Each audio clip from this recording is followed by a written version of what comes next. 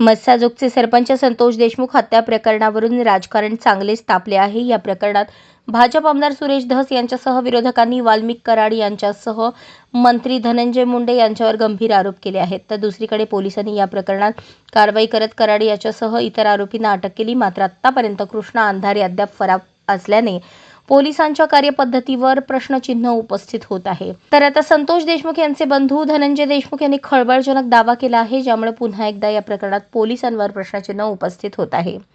धनंजय देशमुख म्हणाले, त्या रात्री मला फोन आला होता की अण्णांना गाडीत घेतले आहे आणि गाडी पुढे गेली आहे, अण्णांना लागले आहे, त्यांना रुग्णालयात घेऊन जायचे आहे अशी माहिती मिळाली होती, परंतु ही माहिती तुमच्याकडे कशी पोहोचली नाही याचे मला आश्चर्य वाटत आहे। ही माहिती आम्ही ज्या पोलीस अधिकाऱ्यांना सांगत होतो त्यांनी ही गोष्ट कोणालाच दिली नाही, कारण त्यानंतर अधिकारी बदलले गेले म्हणून ही गोष्ट थांबली। जी रुग्णवाहिका होती ती कळंबच्या दिशेने निघाली होती आणि त्याच्या पाठीमागे मस्साजोगमधल्या गाड्या निघाल्या, कारण संतोष देशमुख यांना कळंबच्या दिशेने का घेऊन जात आहे याचा तपास करण्यासाठी मस्साजोगमधल्या गाड्या निघाल्या होत्या।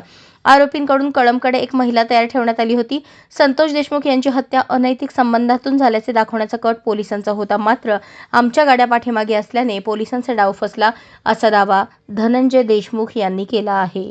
अशाच नवनवीन अपडेटसाठी जनता राज्य न्यूज चॅनलला सबस्क्राईब करा, लाईक करा आणि शेअर करायला विसरू नका।